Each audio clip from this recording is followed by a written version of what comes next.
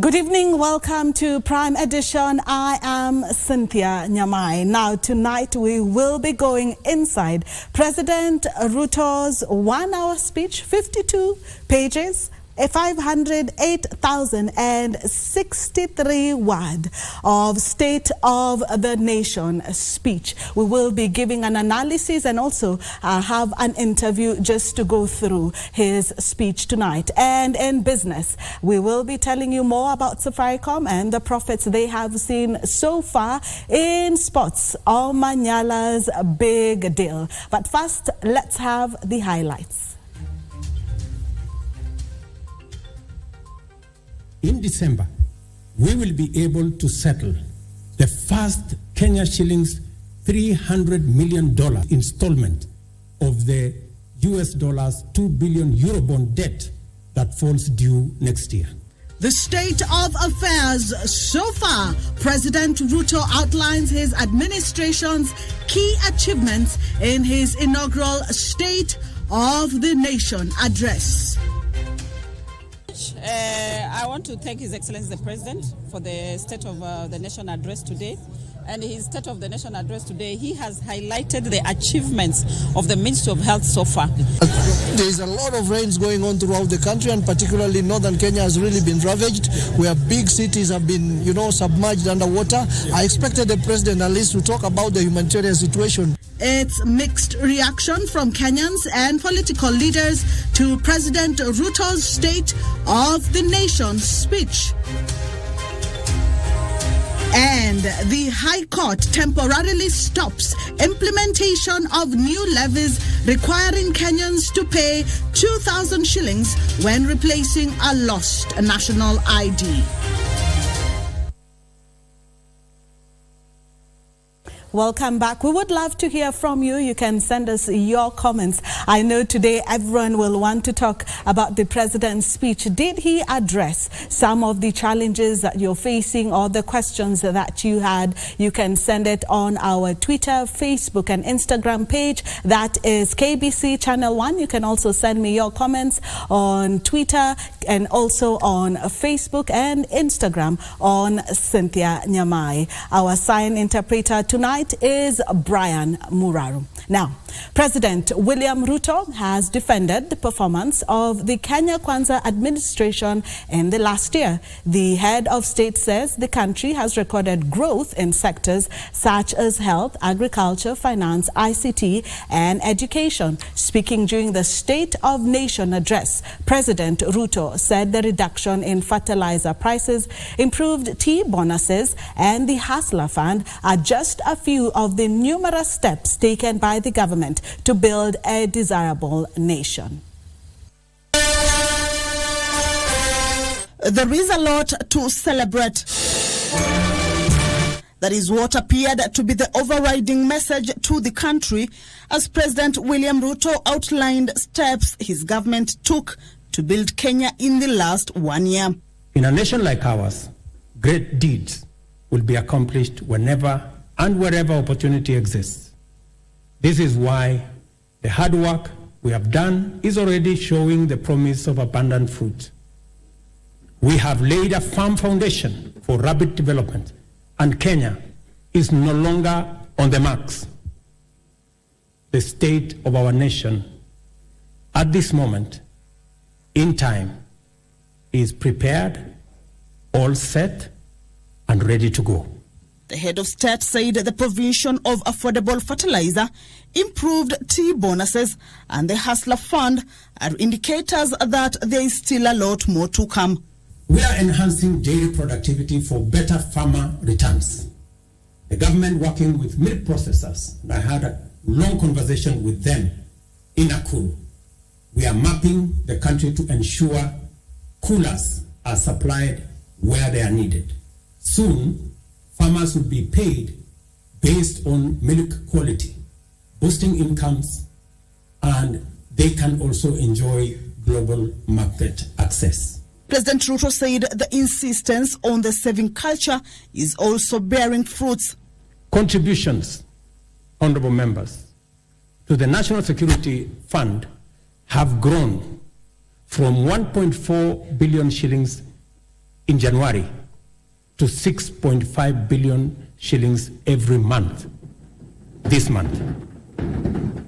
The implication of this growth in our national savings is that it will significantly consolidate our nation's ability to invest in development using domestic resources as opposed to us going to borrow. The president said the affordable housing project, one of the pillars of the Kenya Kwanza administration, has made an impact in the lives of many Kenyans.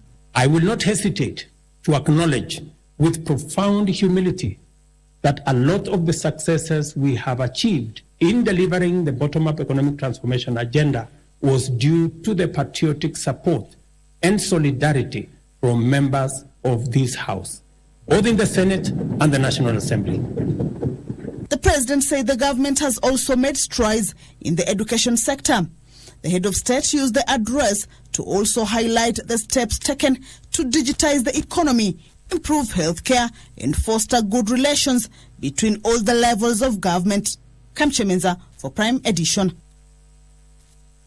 As expected, the economy took a center stage during this year's State of the Nation address, with President William Ruto outlining various measures to stimulate economic growth. The president told the nation that the fertilizer subsidy program and the ongoing short rains will help stabilize the cost of food in the country. The president has also said the government is taking concrete steps to deal with Kenya's end of the debt, with the first payment of 45 billion shillings expected to be paid in December this year.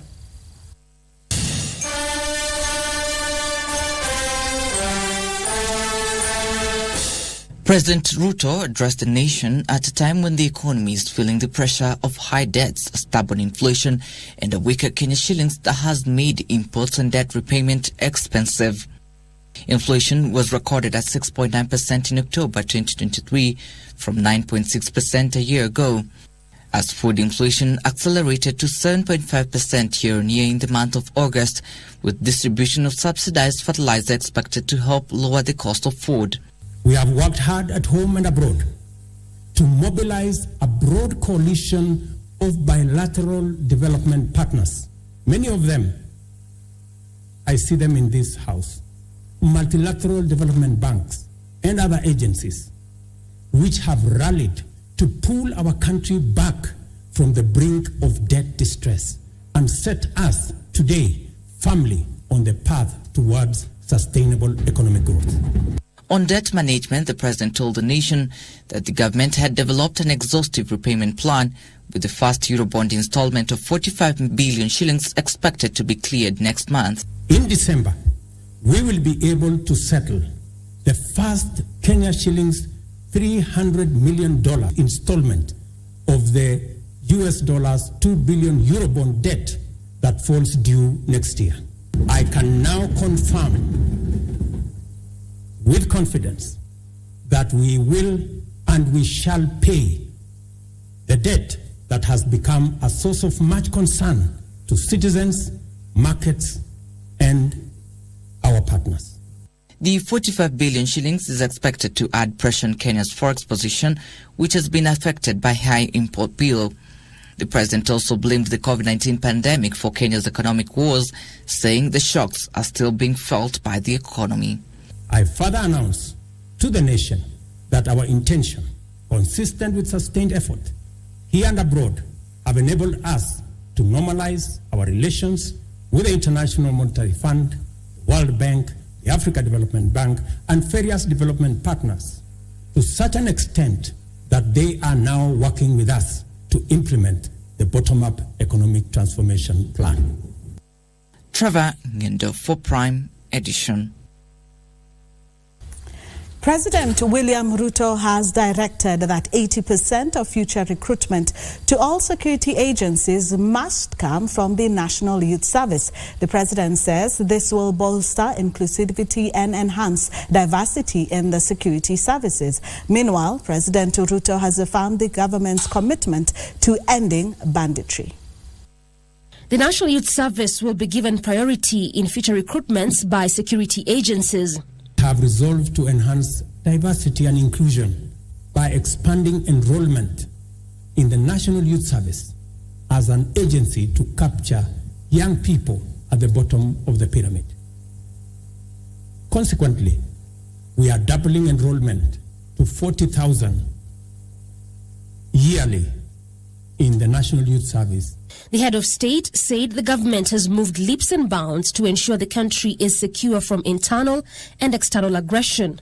The reason why Kenya has continued on the path of steady progress is that we have maintained stability, peace and security by affirming our territorial integrity and maintaining internal tranquility. Acknowledging that there are still some challenges facing the security sector, the president said there is no room for complacency. Therefore, taken firm and decisive measures to deal with the challenge of banditry, armed crime, cattle rustling, and other forms of impunity in all parts of the country, beginning with a successful security operation to restore calm in the North Rift. We have been systematic, focused, thorough, unrelenting, and totally committed to removing for good all threats to lives and livelihoods of Kenyans.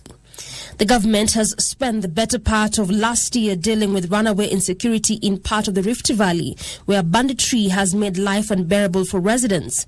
To effectively tackle the challenges bedeviling the security sector, the head of state said the focus must also be placed on dismantling corruption cartels, fueling disunity in different parts of the country.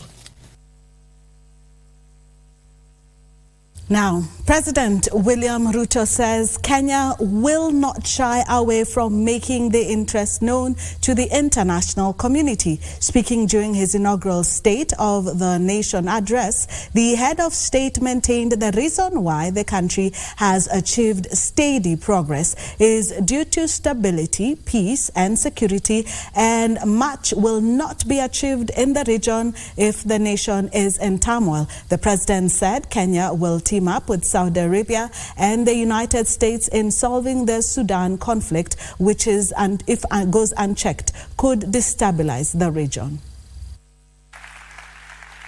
Since taking office 1 year ago, the president has been resolute in having Kenya's place in the League of Nations. President William Ruto stated that his administration has been able to secure 27 economic partnerships that will alleviate Kenyans from their current economic hardships. For the last 12 months, we have continued to fulfill our international obligations through Kenya's leadership in the international arena. Speaking during his inaugural State of the Nation address, the head of state maintained that Kenya will play a critical role on the international stage. Our economy is firmly interconnected with regional, continental, and global economic systems. Kenya has a fundamental, essential, legitimate, and clear interest in conducting robust diplomacy in form of bilateral and multilateral engagements. On the security front, the Commander-in-Chief lauded Kenya Defence Forces under ATMIS for dealing with the Al-Shabaab threat in Somalia and the forces in Gome, Democratic Republic of Congo, working hard to stabilize the Great Lake nation. To prevent the imminent collapse of Goma in eastern DRC, which we have had serious consequences for the wider East African region, we deployed our troops under the East African Community Regional Force. We have continued to anchor the fight against Al-Shabaab in Somalia under the Africa Union Transition Mission in Somalia. The Kenya Defence Forces continues to make Kenya proud. Ruto also revealed that the US and Saudi Arabia have joined Kenya in finding a lasting solution to dealing effectively with Sudan's conflict. Given the regional interconnectedness, together with the Kingdom of Saudi Arabia and the US, we have engaged the Jeddah process as IGAD to fashion a framework that will be best placed to successfully deliver peace in Sudan. The president saying the country was standing tall, citing various national and international summits that have been held, including the recent African Climate Summit 2023, which drew thousands of delegates to the country, showcasing Kenya's intent to not only dealing with the current climate crisis, but other issues threatening the global community. Abdiaziz Hashim for Prime Edition. Despite making a number of strides, President William Ruto, in his State of the Nation's address, has today considered that numerous challenges were hindering the implementation of the government's agenda. He outlined the effects of COVID-19 pandemic, global conflicts, and public debt as among challenges slowing down the full implementation of the Kenya Kwanza plan. Givers on Minor has the report for you. President William Ruto, in his State of the Nation address in the bicameral parliament, considered that the country was in distress as it was still recovering from the adverse effects of the COVID-19 pandemic, as well as global conflicts such as the Russia-Ukraine war and the ongoing Middle East conflict. The COVID-19 pandemic, coupled with global supply chain disruptions and geopolitical conflicts, significantly raised inflation and interest rates, adversely affecting our economy, while low agricultural investment and a prolonged drought led to food shortages and made Kenya a net importer of food. President Ruto also acknowledging the high cost of living that has brought the shame of hunger to the country. We have progressively reduced the cost of fertilizer from 6,500 to 2,500, increased maize acreage under production by an extra 200,000 acres this year, and enhanced maize production by an additional 18 million bags this year. A huge public debt, he said, was causing a distress to traders due to increased borrowing interest rates. He, however, promised that the country's economy will bounce back in the coming days. We must admit, honorable members, that as a country, we had been living large and way beyond our means. The time has come, therefore, to retire the false comforts and illusionary benefits of wasteful expenditure and counterproductive subsidies on consumption, by which we dug ourselves deeper into the hole of avoidable debt. Irrespective of the difficulties the country is facing, President William Ruto has said Kenya's destiny will not be derailed by its challenges. Givers in Minor, Prime Edition at the Parliament Buildings, Nairobi. Kenya's destiny will not be derailed by its challenges. Well, President William Ruto has lauded the National Dialogue Committee for prioritizing the interests of the country, even as it tries to resolve issues between the national government and the opposition. The head of state, who spoke in Parliament during his maiden State of the Nation address, said that political tolerance will accelerate the country's transformation, deepen democracy, and entrench national unity as enshrined in the Constitution. On Thursday, the National Dialogue Committee concluded deliberations of the bipartisan talks. Over the course of 73 days, the team co-chaired by the National Assembly Leader Majority Kimani Ichung'wah and Wiper Leader Kalonzo Musyoka addressed all thematic areas identified at the onset of the talks and also considered emerging issues as presented by stakeholders during the negotiation period. The report that we shall be doing and adopted the draft framework of the report. We shall be now retreating. They had up to on or before the 26th of November 2023 to conclude talks before retreating to prepare a report to be shared by both the leadership of Kenya Kwanza and Azimio la Umoja One Kenya Coalition. In his State of the Nation address, President Ruto lauded the committee for a task well done. That has enabled our leaders to find common ground on many of the issues whose resolution will accelerate our transformation, deepen our democracy, and enhance national unity. The president further urged leaders to adopt dialogue, consensus, collaboration, and partnership in place of dissent, contention, conflict, and disarray as the operating principles of political discourse. For doing a wonderful job. Congratulations, gentlemen. I salute the courage and patriotism of my fellow leaders who have embraced national dialogue and engage and encourage all of us to keep up the noble work of bringing Kenyans together. The technical team of the National Dialogue Committee will now retreat to prepare the final report that will be presented to the President. At the conclusion of his speech that took 1 hour, the head of state handed the speakers of the National Assembly and the Senate 3 reports as obligated by the law, namely the 10th annual report on measures taken and progress made in the realization of national values and principles and governance, and the 10th annual report on the progress made in fulfilling the international obligations of the Republic of Kenya, and the 10th annual report on the state of national security. That a lot of the successes we have achieved in delivering the bottom-up economic transformation agenda was due to the patriotic support and solidarity from members of this House. Regina Manyara reporting for Prime Edition. Well, there was a mix of reaction when it came to the president's speech in Parliament. I will be telling you even what the MPs from the opposition side had to say, and also your views from the rest of the Kenyans. That and more coming up shortly after the break.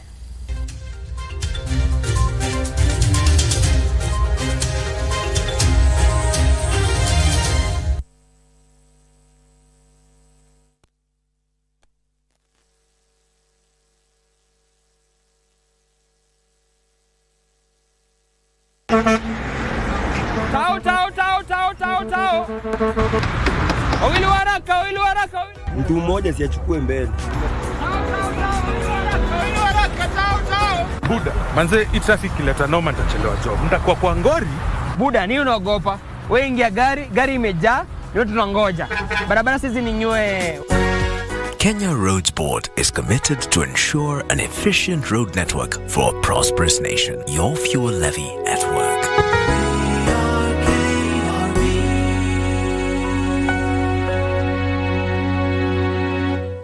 Saving tips brought to you by Equity. Masaa ya Akiba ni sasa. Saving enables you to set aside money towards realizing your financial goals, whether long-term or short-term goals. The savings also come in handy during difficult financial times. Start saving today. Simply use the Equity mobile app or log on to Equity Online. What? We are celebrating the fact that Danielle and Carolina are now husband and wife legally. They just got married. It was a mistake to fall in love with him. I was his brother's wife. I know, my friend, but please stop torturing yourself. I knew it. I had a feeling you were going to tell me something like this. How could you? You're going to keep your mouth shut, Carolina. There is no way that I will let you talk. I swear that if you say one word, I will...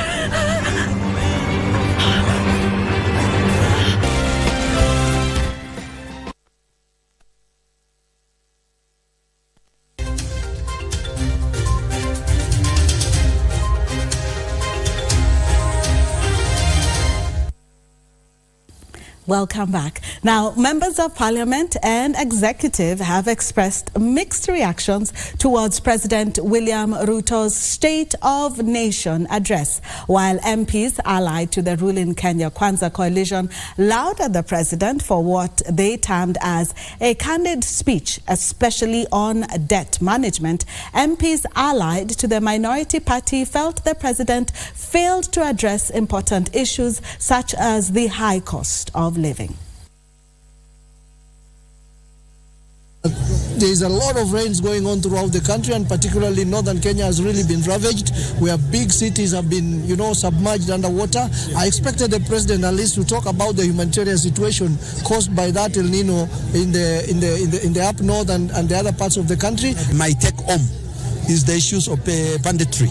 He did say that they are going to deal with banditry so that people can settle in their farms. Those who are killing, stealing, destroying properties, they will not rest as the government until they make sure that there is peace. Peace is restored. And that's my area.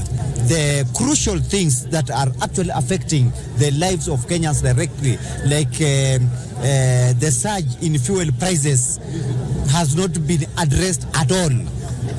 And the high cost of living, which actually is the biggest issue that is affecting the lives of Kenyans and Kenyans as a whole. Even as members of parliament, we are feeling the pinch, is the cost of living, which has not been addressed at all. The cost of living is not an overnight thing. It has been building up for the last 7 or 5 or 6 years, building up towards the current cost we have now.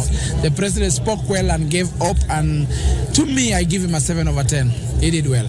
I'm happy with the focus on agriculture and the fact that it has come outrightly that efforts that are being put in agriculture, they are paying off in terms of the reduction of the food prices. This has been a very bold State of the Nation address, and it has been candid.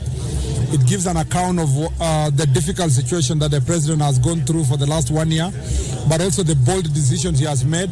It's unfortunate that the president did not speak or attend to anything to do with pastoralism. He didn't talk about the pastoralism as a way of life.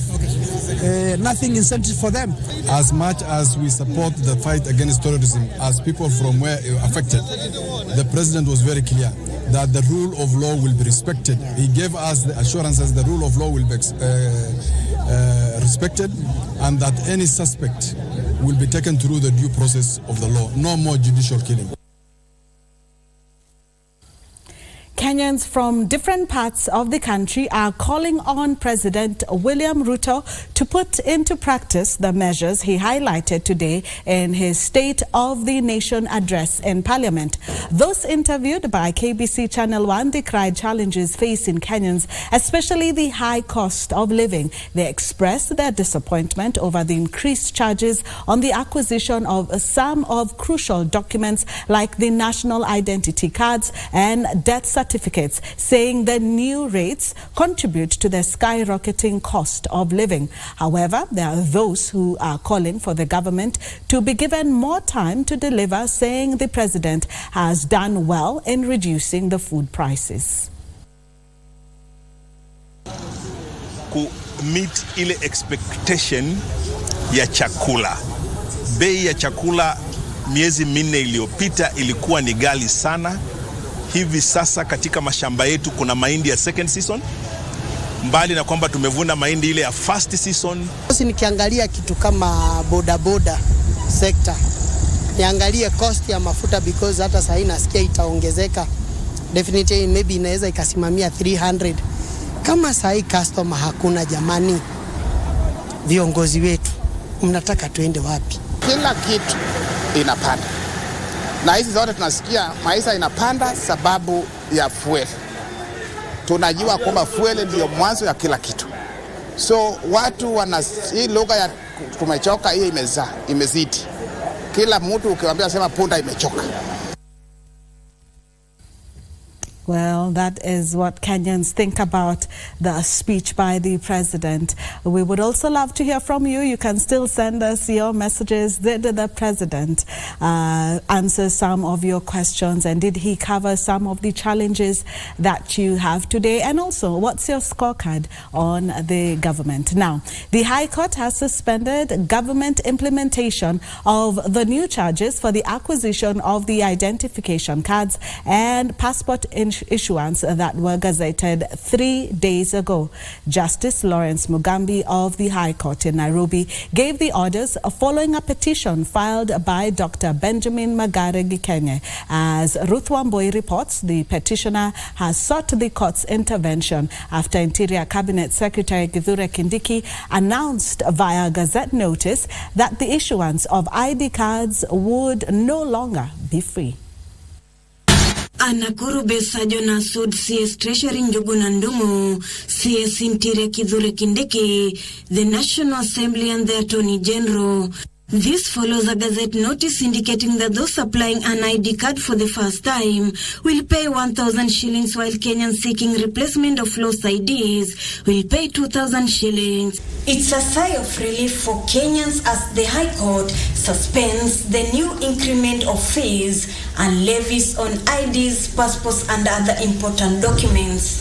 Gikenyi in his petition stated the new fees to acquire crucial documents were capricious and unaffordable for many Kenyans, and there was no public participation. Justice Lawrence Mugambi said that pending the hearing and application of inter-partes, the 2 gazette notices and any other document relating to the increment shall remain suspended. The matter will be mentioned on 29th November 2023. And the Director of Public Prosecution, Renson Mulele, has been blamed for failing to avail a prosecutor in a graft case facing former Nairobi Governor Mike Sonko and 16 others. They have held the court at ransom, making it impossible for the court to discharge its mandate under Article 159 and Article 50 of the Constitution, which requires it to do justice to all and to do it expeditiously. Senior Principal Magistrate Eunice Nyutu said in her ruling that the DPP cannot choose and decide on how to manage cases pending before the court. Parliament or the Office of the Public Prosecution itself ought to develop regulations for making public prosecutors accountable for the manner in which they conduct cases and hold them accountable for negligent. She said the DPP has usurped the powers of the court and wants the matters to proceed when he wants, or dropped graft charges against the accused at will. Ruth Wamboi reporting for Prime Edition from Milimani Law Courts. Azimio leader Raila Odinga has cautioned the government over the rising cost of living. Raila says that many Kenyans across the country are suffering from inflation and the high taxes are making the situation worse. Raila said that a number of countries were reducing the cost of fuel and urged the government to reconsider its fuel prices regime that have affected the prices of other commodities. Siaya Governor James Orengo and Embakasi East Member of Parliament Babu Awino called on Kenyans to come out and speak against the high taxation and bring change in the country. Increasing taxes is not the solution to the problem we're having. If you increase the taxes, there's always a tendency to evade. People will evade taxes. As a matter of fact, the consumption of fuel last month went down by nearly 15%. So the revenue that you want to get by increasing the taxes is not there. I was at the Council of Governors meeting in Narok, and the view that is emerging that everywhere people are very angry with what is happening in the country, particularly the cost of living. And some of them from the Kenya Kwanza counties were saying quite loudly that if there was Mandamano now, then the hottest places would be the Kenya Kwanza areas. So as student leaders, what are you doing? We have issues ranging from the cost of living that you should be talking about to issues affecting the lives of students in campus. The Kenya Union of Journalists has issued a 7-day ultimatum to the Standard Group Limited to settle its workers' unpaid dues, running to 6 months now. The union says Standard Group should come up with a plan on how it intends to settle the arrears, saying the continued delays of the pay was subjecting its employees to financial strain.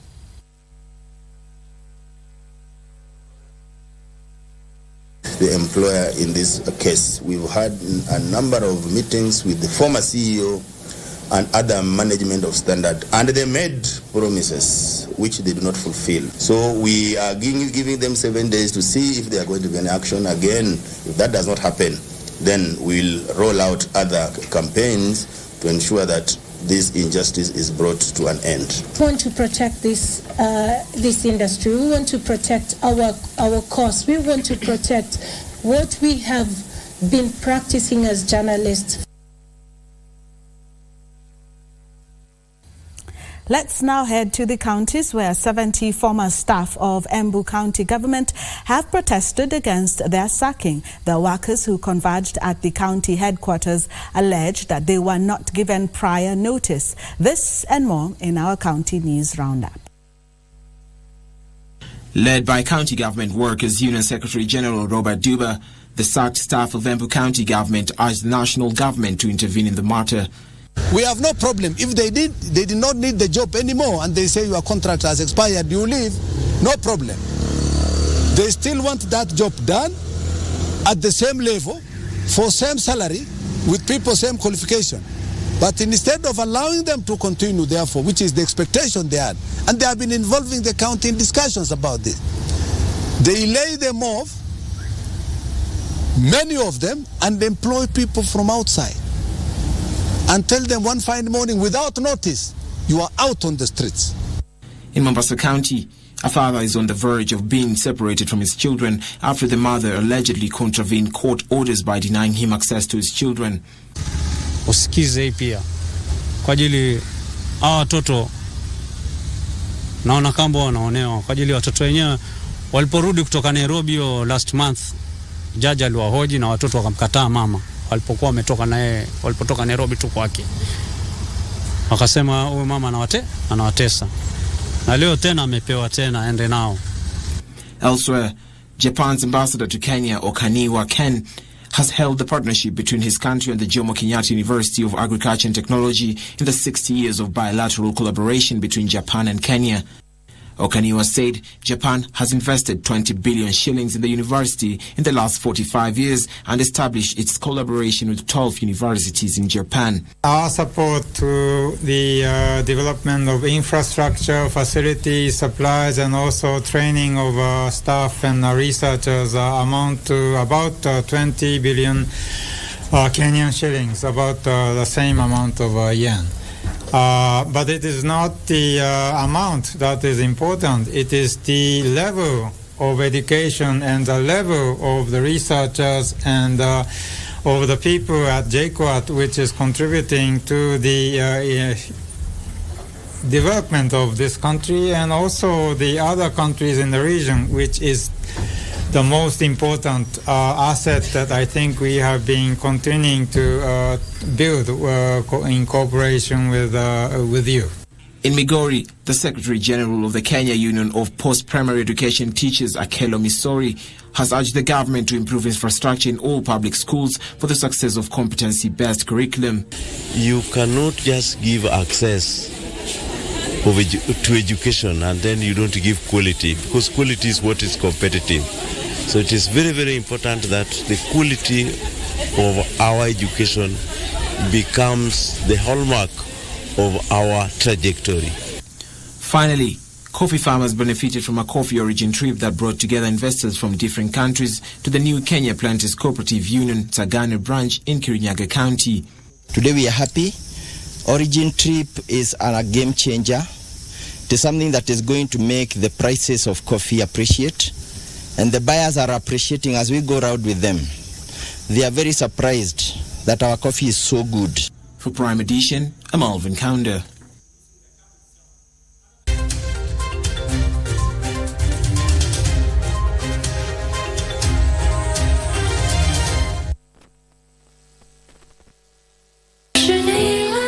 Why are you here? Oh, no reason. I was jogging downstairs and I saw your lights on. So I came up for a quick chat, that's why. Jogging? Why is Yining suddenly back at work? I have no idea. Maybe she's back for a visit. You've worked for Yan Coffee for years and you know the products well. That's why you'll lead Team 1 with Wu Qiansheng. Think about it. She wouldn't have come back if she wasn't confident she'd keep her job. She never does anything unless it benefits her. I know about your relationship with him. Look, with what's going on, you just need to distance yourself. It's for your own good. I appreciate the concern, but I'll be fine. I'm sure that it's someone framing you, and everyone else in the office thinks that as well. So please don't worry. What about the pain in my heart? What will take that away? Forgiveness. Mimi nakwambia for the next week utakuwa millionaire. I'm not the naive type anymore. Mimi sina mudi ya wageni. Unaona hiyo mudi uko nayo? Hiyo inaitwa morning sickness. Nishazoea kuhangaika hivi tu asubuhi. Jen, tulikuwa tumepanga na yeye next week pia tunaweza enda tuone wazazi wangu. Alex, we in a relationship. Na nikauchukuliangi serious. Jen, huyu baba ya mtoto wako kwani David? Please, enda. Nilikuwa nafikiria nitafute job. Mimi sitaki kuendelea kukaa idle. Unafikiri Peter nataka Christine mwingine kwa hii nyumba? Si wewe ndio uliharibu boma ya kakako. Mimi sitaki kusikiza tena, nimechoka. I made you, don't forget that. Usisahau.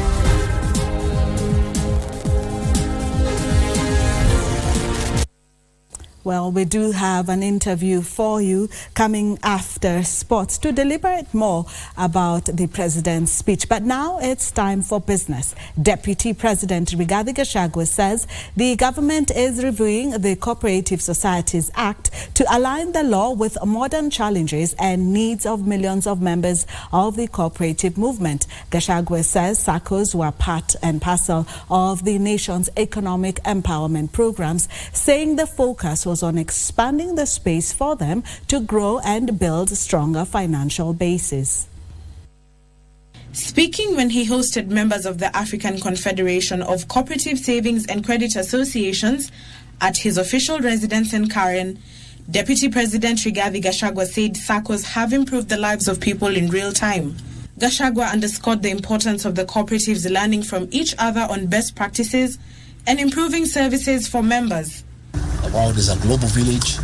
We all want to benefit from what you know and benefit from the little that we know so that we put things together. During the meeting that was attended by leaders from credit unions from America and Europe who are attending the International Credit Union SACCO Summit in Nairobi, the Deputy President said Kenya is keen to tap the skills from other countries in order to build a stronger cooperative movement. A good idea should give way to a better idea. And a better idea ultimately must give room to the best idea. That can only happen when people talk and consult and share experiences. And that is what you have come to do. So I want to encourage you to continue having discussions, continue interacting, continue exchanging views and ideas. Let us build a stronger cooperative movement that is good for the world and good for the inhabitants. Earlier, the Deputy President had an engagement with the Egyptian ambassador to Kenya, Wael Atia, where he announced that Kenya will host a forum for Egyptian business community on investments. Again, Kenya is an anchor state in the Horn of Africa because of the peace and tranquility that we enjoy as a country. It's a destination of choice for many investors, and we are happy that the business people from Egypt have shown interest. And what we have done as a country, as a government, is to make it less bureaucratic to invest here. There were plans for Kenya and Egypt to host an investment forum in Cairo next year, but the ambassador requested for an earlier date and the meeting to be held in Nairobi. Ndutamo Kami for Prime Edition. Employers who fail to remit member deductions will have the assets auctioned off if Parliament adopts the Cooperative Bill 2023. Cooperative Cabinet Secretary Simeon Chelgai says Cabinet has approved the bill that will give the commissioners for cooperatives sweeping powers to enforce remittance compliance, with the bill also proposing estates of officials engaging in SACCO fraud attached in recovery efforts. Cooperatives are seeking 3.5 billion shillings in members' deductions that have not been remitted by a number of entities, both in public and private sectors. Defaulters have only managed to pay 500 million shillings from the accrued 4 billion shillings that is owed by SACCOs. In a bid to enforce remittance of members' deductions, Cabinet has approved the cooperative bill that will give the Commissioner for Cooperatives powers to attach assets of defaulters in cases of non-remittance. That bill was passed by the last administration. However, we needed to domesticate it again through the bottom-up economic transformation agenda. I went through consultation with these members, refreshing. We sat in Mombasa. We came here, we presented to the summit where all governors and the ministers were seated. And we tabled in Cabinet 2 weeks ago, and it was passed. Cooperative Cabinet Secretary Simon Shelugui says the bill is seeking to liquidate SACCOs that are currently facing financial headwinds due to non-remittance. In this bill, we've also addressed the issue of remittance, and it will be illegal to deduct members' salary and fail to remit. There are serious penalties on employers who do not remit funds to the SACCOs. That again has been provided. The bill also proposes to attach the wealth of officials who embezzle and squander members' funds. The Commissioner of Cooperative has the power in this bill to sanction and to even seize accounts of employers who fail to remit members or contribution of members, which is in good faith a practice that has killed SACCOs. This comes at a time when SACCOs are urging the government to reconsider the 50% tax on dividends earnings to attract more members, boosting national savings. The main reason why people save the money is that they are looking forward for a dividend after at the end of the year so that they can pay school fees. That dividend and the interest on their saving is a great motivation for us to grow our savings. The SACCOs are also calling on tax breaks and moratoriums to cushion the societies from the current economic hardships. Well, Karen from the sports studio has told me that the name of the CS, the cooperative CS, has no English in it. I should give it the proper Nandi pronunciation and say Chelgui. So that is the proper Nandi pronunciation. Now, Safaricom saw its consolidated profit for its Kenyan and Ethiopian operations during the first 6 months reduced 10% to 27.2 billion shillings on account of higher depreciation and finance cost. For the Kenyan operations, Safaricom says its profit rose 13.6% to 40.6 billion shillings, driven by higher service revenue, mainly powered by the double-digit M-Pesa revenue growth. To the financial results announcements for Safaricom PLC.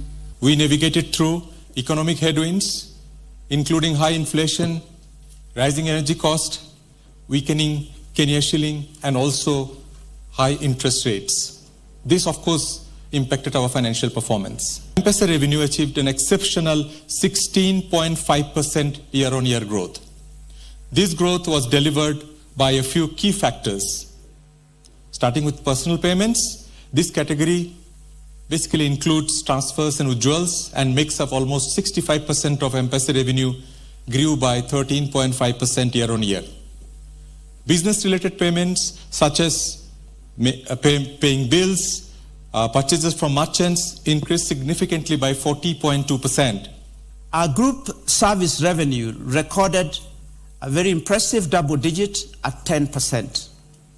This was driven by a strong Kenya service revenue, which grew 8.5% year-on-year, and Ethiopia commercial momentum getting it to 10%. Ethiopia commercial momentum based on customer acquisition and M-Pesa switch-on. This confirms what we've been saying, that Ethiopia from now on will start being accretive to the group results. We've hit double-digit growth for both Kenya's business earning before interest and taxes and net income, which closed on 14.9% and 10.9% respectively. Our group net income, excluding minority interest, grew 2.1% to 34.2 billion Kenya shillings, which is encouraging.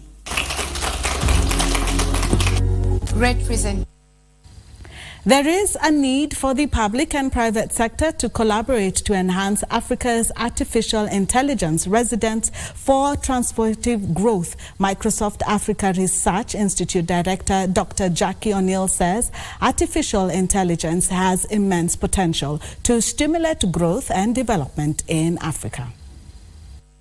The Microsoft Africa Research Institute organized a one-day workshop on AI and future work in Africa that brought together thought leaders from across the continent to discuss how to make Africa a front-runner in defining generative AI strategy and building Afrocentric AI.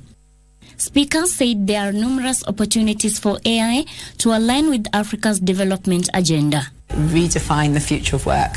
Work's going to change with the generative AI, but we don't quite know how yet. And so what's exciting here is that we can define new futures of work, but to do that we have to be front and center of the conversation as a continent. Africa is trailing the rest of the world in AI adoption, with only Mauritius, Egypt, South Africa, and Tunisia surpassing the global average in readiness for AI adoption. This is despite the immense opportunity for large-scale AI adoption in multiple sectors such as education, manufacturing, technology, agriculture, and government. And it's important that we see AI and innovations such as AI within the technology sector as avenues or as support factors, driving forces, alongside and in accompaniment of other driving forces and other factors, so that we don't isolate AI as the silver bullet to solve all of our problems. The assembly, which explored the adoption of AI in Africa while preserving the unique communal contexts, brought together technology, academia, youth, public and private sector representatives from across Africa. Edna Murungi for Prime Edition.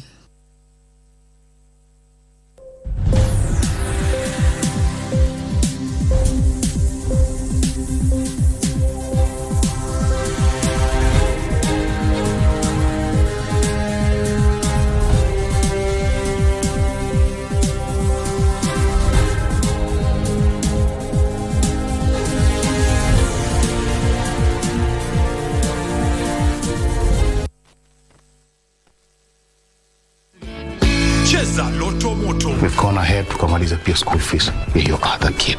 Thank you God. Asante sana Loto Moto. Cheza Loto Moto. Shinda pesa moto moto.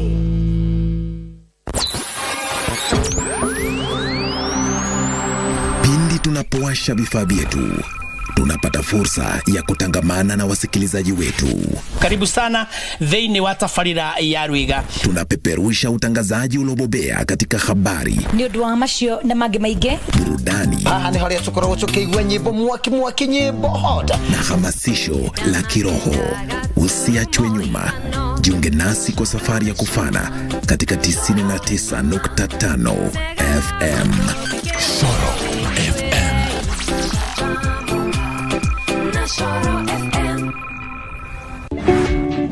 Nani alikuhusia hiyo chakula? Wewe. Evidence iko imefaa koti ama na t-shirt ndani ama inakuanga na mnakani. Marabu si nile ndegere tibifi. Nani ajui? Wewe ulikula hiyo mwarabu? Ati? Yeye alikula hiyo mwarabu. Mwarabu gani? Amesema marabu ile ndege kubwa ile. Why did you take that stool?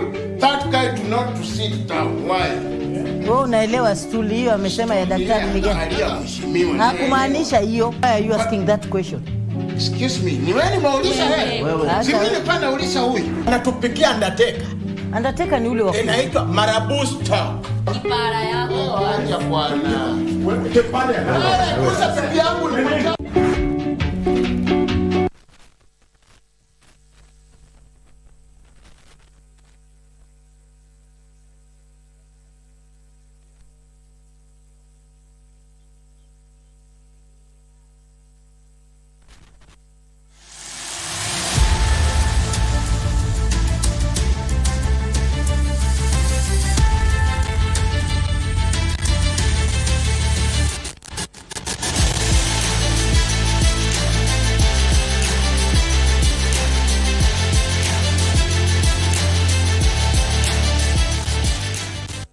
Welcome back to KBC Prime Edition. My name is Karen Kibet. Let's now take a look at what's making headlines in the world of sports.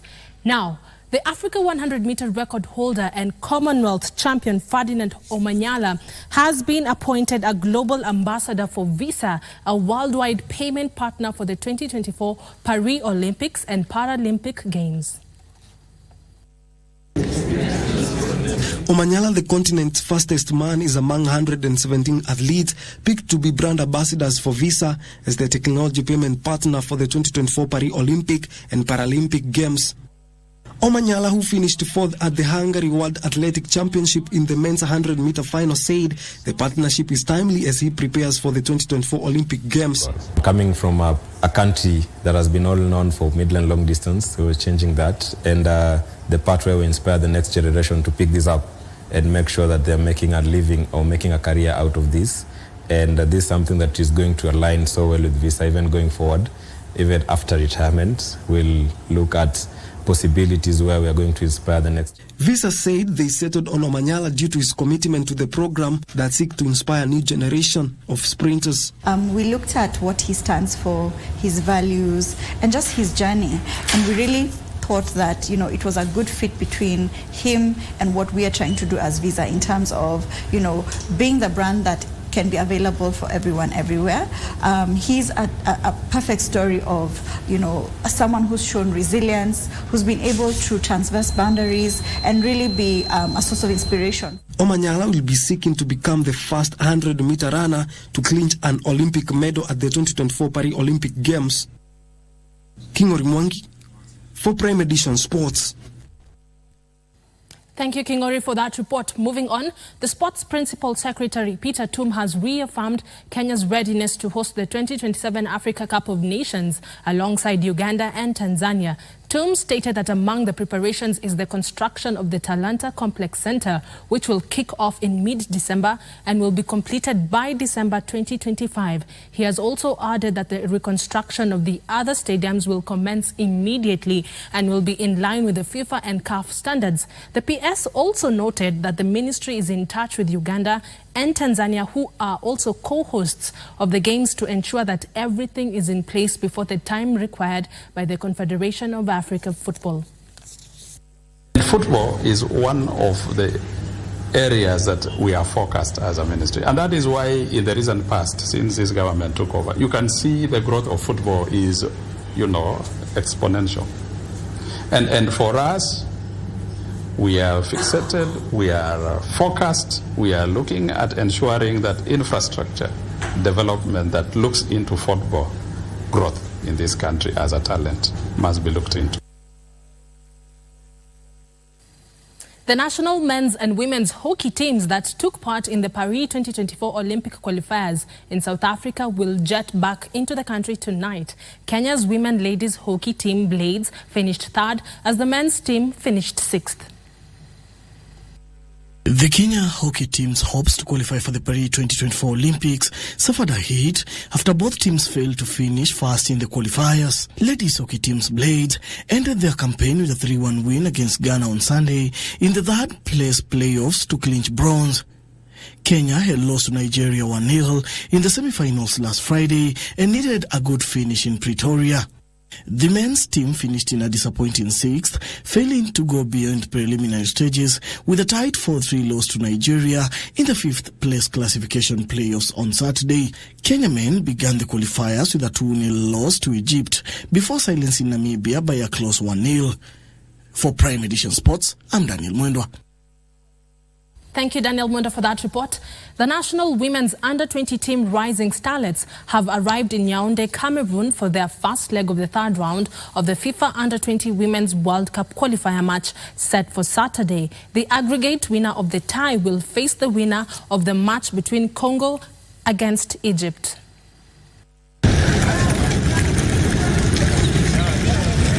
Coach Odemba named 23 players who left the country today for their first leg of the third round of the FIFA Under-20 Women's World Cup qualifier. With an eye on the fourth round, the Rising Starlets are determined to overcome their Cameroonian counterparts. The team qualified for the third round after thrashing Angola 10-1 in the previous round. The aggregate winner of the tie will face the winner of the match between Congo against Egypt. If Rising Starlets win the round, they gain qualification for the 2024 FIFA Under-20 Women's World Cup to be held in Colombia. For Prime Edition, I'm Sela Onyango. Thank you, Stella, for that report. Mozart Cup champions Kakamega Homeboys will be looking forward to bag 3 points when they host Sofapaka in the 11th round of the FKF Premier League match set for Friday at Buhungu Stadium. In another match, Police FC will face Ulinzi Stars at Police Sacco Stadium. The Kakamega-based team has registered mixed results so far, and a win will see them move to the 4th place in the Premier League table. Currently, Homeboys is 8th with 15 points, having played 10 matches, while Sofapaka is 17th with 7 points.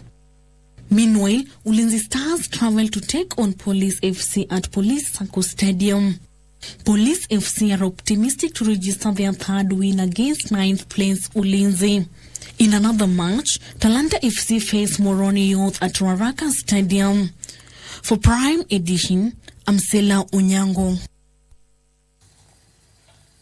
Nikola Jokic scored 35 points as the Denver Nuggets beat the Golden State Warriors 108-105 in a tight contest. The Warriors edged in front in the third quarter after trailing for most of the game by outscoring Denver 31-23. But the reigning NBA champions recovered from the 5-point deficit to snatch victory and stay on top of the Western Conference. Reggie Jackson scored 20 points and Michael Porter 17 for Denver, while Stephen Curry 23 points led the scoring for the 2022 champions Warriors.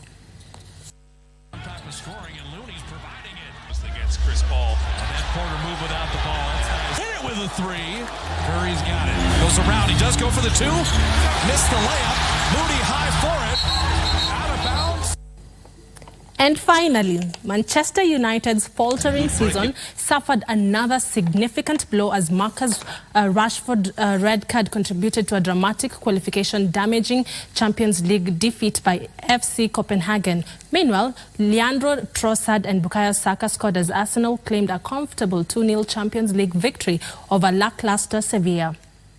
Break into the box from McTominay. Copenhagen opened up and it's 1-0. Bruno Fernandes. Manchester United's hopes for qualifying for the round of 16 of the Champions League suffered a hit after a 4-3 loss to FC Copenhagen. Meanwhile, Leandro Trossard and Bukayo Saka scored as Arsenal claimed a comfortable 2-0 Champions League victory over lackluster Sevilla. Second goal, is it on the cards here? Saka! It is! In other matches, Bayern Munich registered a 2-1 win over Galatasaray. Real Madrid beat Sporting Braga 3-0, while Napoli played to a 1-1 draw with Union Berlin. 2 goals, 3 points. Oh. And that report brings us to the end of the sports news tonight. My name is Karen Kibet. I'll see you tomorrow, same time, same place, with more sports news. Right now, we'll take a short break and my colleague Cynthia Nyamai will be back with an interview. Don't touch that dial. Good night.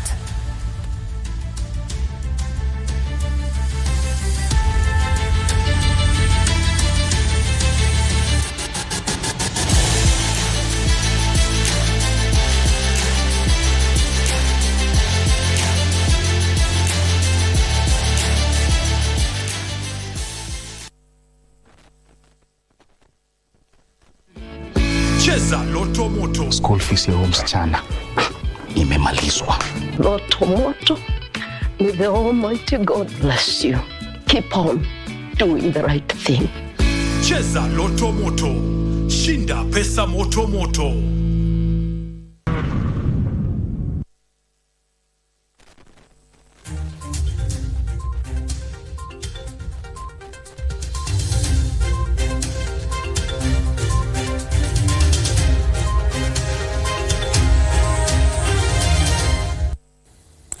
Well, President Ruto's State of the Nation address has been what we've been talking and just sharing stories with you from State House and what you Kenyans have been saying. I will be reading some of your comments at the end of the bulletin, but we do want to go a bit further and analyze his speech. And in studio, I have David Alula, who is an economic analyst. So good to have you here with us. Should I, you know, the interesting thing is, as I was listening to the comments from people and even the president speaking, it really felt like maybe it should not have been called the State of the Nation's address, but the state of the economy. What was your feeling of today's speech? Thank you, Cynthia.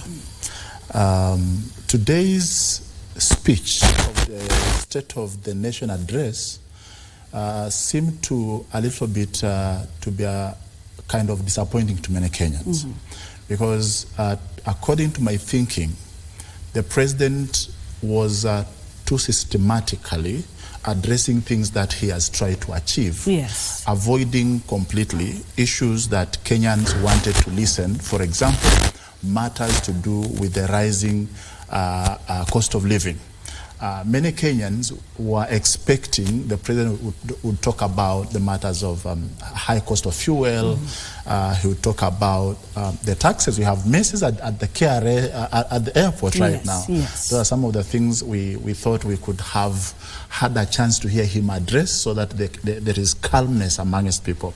But there was more anxiety coming through, because he decided to deal completely with matters of agriculture and subsidized fertilizer, which has worked for his administration. Yes. He at some point even talked about the 6 judges that were appointed shortly after his swearing in, which to me I think it is now overdue.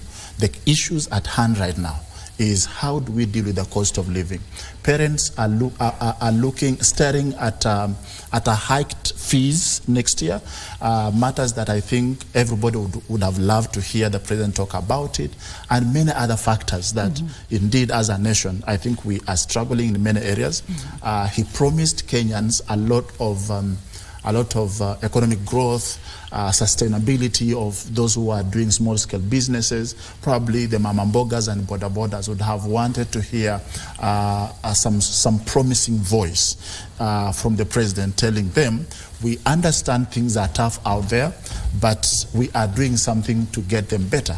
But unfortunately, that did not come out. Yes. So maybe it could have just been a statement of president trying to analyze what he has achieved so far, because he talked about the cost of ugali going down, yes, which we appreciate that when he took office there were challenges, yes, but there is more to life than ugali. There is more to life because guys have parked their vehicles. People are no longer driving. Yes. Why? Because they can't afford the fuel. Then we have issues of high taxation, where I feel many people are either running out from doing business or will try to find a way of evading to pay taxes. So yes, those are some of the things I would have expected the president to talk about, but unfortunately he did not. Yes, but to be fair, this speech is also meant to be a scorecard for him to even just talk about the things that they have achieved this year.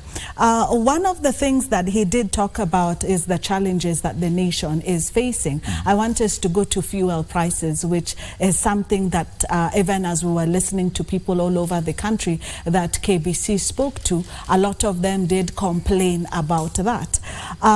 So when it comes to fuel prices, what were you hoping to hear the president talk about and tackle when it comes to the increase of fuel prices that we are seeing every month?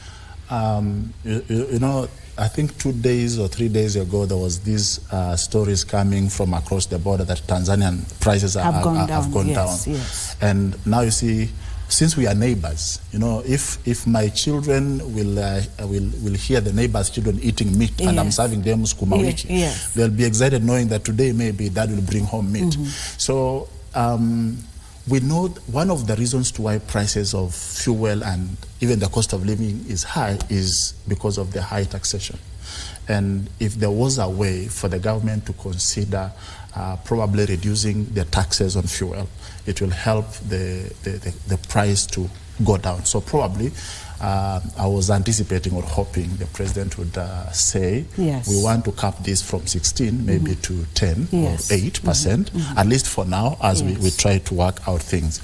But again, we all know that one of the things that the president has made clear every time he speaks is like he's committed to making sure he raises more and more taxes. So since he's there to get the tax things work, yes, we have to understand and give him a chance.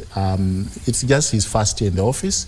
Probably, you know, if you moved into a new house, you have to struggle where to put a seat or to put your screen. But maybe as time goes on, he might want to find a better way of dealing with the matters of the rising cost of living, yes, especially which has been activated more with the high taxation almost on everything. Because today, I think the newest song in town is high taxation. Everybody's afraid of tax. Yes. Everybody's talking of and figuring out. I was reading a column the other day on a business daily where they said people are now trying to find a way to avoid using till and pay bills because they have a way of tracking the tax. So you just come, pay cash, and it is done. So, you know, there must be a better way. I feel there is still a better way.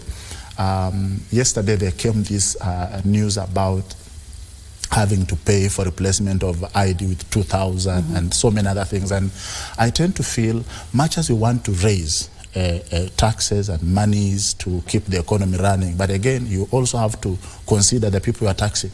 Because most of us know that people who are applying for new IDs, for example, are children who are coming from high school, finished high school, and some of the people in this country, they live below poverty line. So if you tell them they need to pay 1,000 shillings to acquire a new ID, then you are telling them you should stay without ID for long. Because if I can't afford 1,000, what should I do? I should just loiter around and wait for a time when things will work for me. Or somebody was joking today saying we should wait until 2027 during electioneering here. Here they will give us an opportunity to register since they need votes. So I think there is still a better way.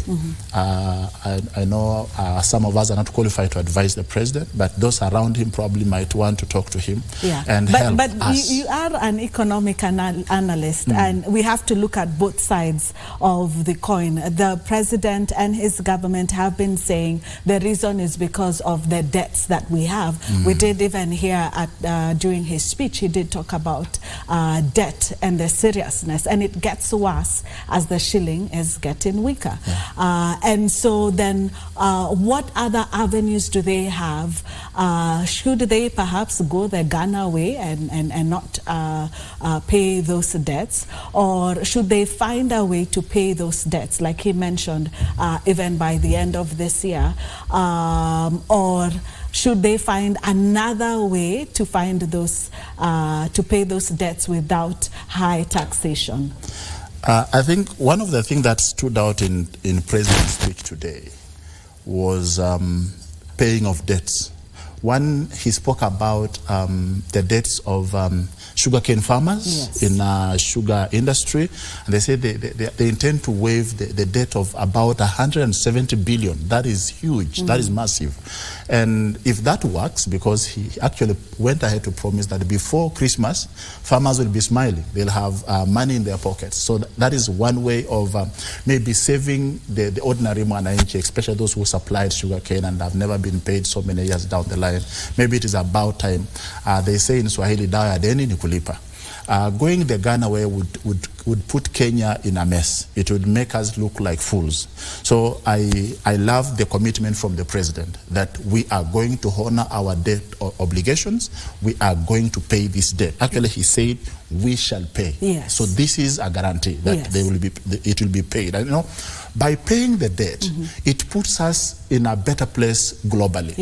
Because guys like IMF will look at Kenya and say, even in their difficult moments, they honored the obligation and they paid the due debt of Eurobond and many other obligations that we have. So I think on this one, President was spot on. And if he goes that direction, then as a country, and those who are in business and those who understand the economics will tell you that this is the right direction. So you don't avoid your debt obligations when you're in trouble. Actually, you should find a better way of reaching out to your creditors and tell them, I thought I would pay today, but due to this and that, I might not be able to pay. Give me a few more days to sort this out. But by not honoring, then you are rubbishing your status. And then your listings goes down. If there is the CRB in the international markets, then our CRB will go down. But by paying, our credit scores goes high. And that places us, because much as we don't want to talk about loans and credits, countries that are growing like Kenya will not avoid getting credits to boost the development, growth, and infrastructure development, and all these things that happen around here. The high level of financing is facilitated by international credits. So by paying, we are placing Kenya at the right place. So I think it's the right thing to do. Yes, but how? The how is the issue, because that is why we're seeing taxation and just people complaining. But on the other side, the president says that, you know, those loans have to be paid. There has to be debt recovery. So in your view, is the president between, you know, a rock and a hard place? Correct. Yeah. We've had, especially the deputy president, reminding us that they found this country in a bad place. So you see, if you are going to inherit a property that has a problem, it is up to you to decide if you want to service it and improve it or throw it away. We can't throw Kenya away. It is ours. We found it in a mess. It must be fixed. I was just talking with a friend, someone, I said, if there is one person I feel sorry for, he's our president. Because he found himself in a situation where by all means he must fix this, or else it will go down with him. People will not remember who brought us into a mess. People will remember a person who came when we were in a mess and messed up things completely. Or somebody who found us in a mess and picked us up and molded us and gave us an identity. So president is in a tight place, but he has to do this because by all means, Kenya must move forward. Kenya must look like it is working, not to go complaining and crying and doing this and that. During his missions abroad and actually on his international platforms, the president has made it clear that he wants better relationship with the rest of the countries. And one of the areas I think the president would want to honor is our credit history. How did he handle credits? How did he handle these messes that he found in place? Did he fix them or did he avoid them?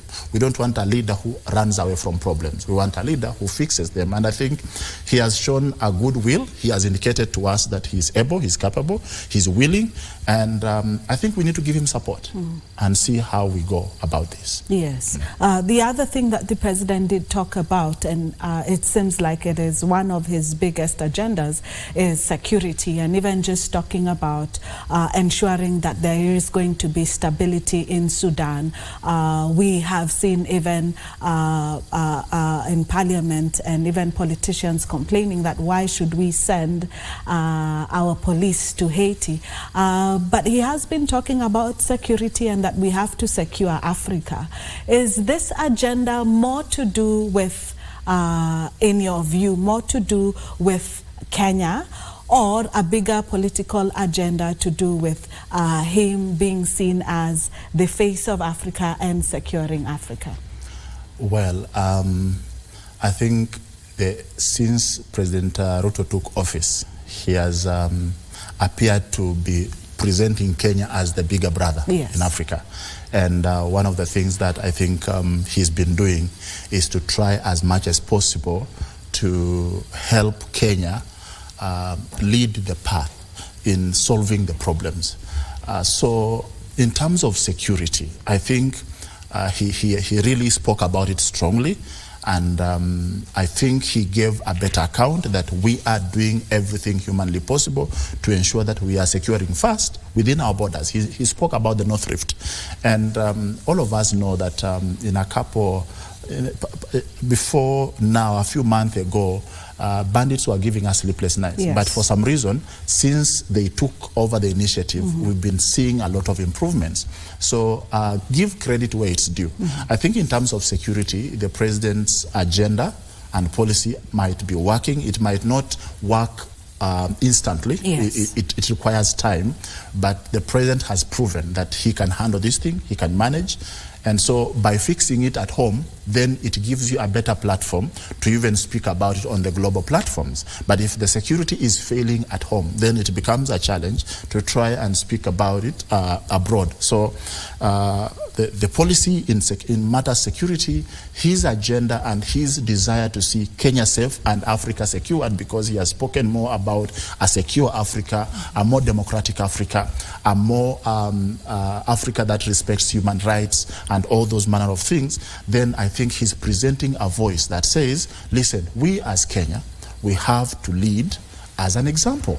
And by so doing, we have to fix the mess at home. So whether or not we shall find ourselves in Haiti, I think fixing home is more crucial and very important. Yes. And credit to the president and his security docket. I think they are doing a good job. Yes. And when it comes now to food security, he did talk about the reduction of fertilizer prices. He did talk about also the bonus, tea bonus, improved tea bonus to the farmers. What is your scorecard for the Kenya Kwanza administration when it comes to agriculture and food security? Actually, I think that the president dwelt so much on that because, to me, it is one of the biggest achievements for his administration. Food production, and of course I have some issues with food security because for starters, we haven't seen, he mentioned that the cereal boards will be taking about 4 million bags. Yes. We are yet to see that happen, and actually farmers are still confused, not too sure how much they would sell their maize to the cereals, the cereals and produce. But right from the day he took office and gave an initiative of subsidized fertilizer, I think that was a turnaround for the sector. And he even went ahead from 3,500, he has gone down to 2,500. And farmers, I have interacted with most of them, have gotten their fertilizer, and it has really worked. Kenya has sufficient food today. Yes. Now, if we shall be able, whether or not we shall be able to maintain that, it's a question that might require another day to answer, because for us to be food secure, the current harvest we are having, the good bumper harvest we've had, should be secured, and the government need now to invest more into this and help save the farmers from the brokers who are maneuvering around and trying to mess things around and take maize from the farmers with a very poor prices. So if government can intervene, since it intervened with the fertilizer situation, if now the government can intervene with the offtake of this food and produce that farmers have harvested, then I am sure we shall be headed the right way. So scorecard, I think on matters food security, I would give Kenya Kwanza administration 7 out of 10. Yes. Yes. Matters security? Matters security, I'll give Kenya 6 out of 10. Yes. Because I think we're still struggling a few areas here and there. There is still a need for a better way of dealing with matters security.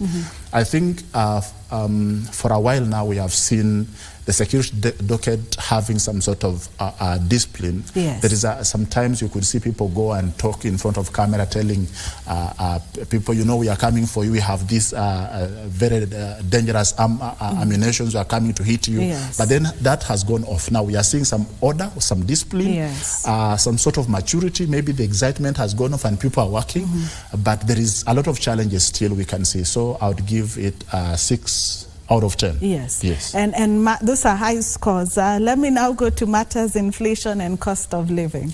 What is your... I can already see. Matters inflation, cost of living. Cynthia, I think we are doing really terribly bad. Yes. That I'll give it at 4. Yes. Because Kenyans expect more. Because we have a government in place.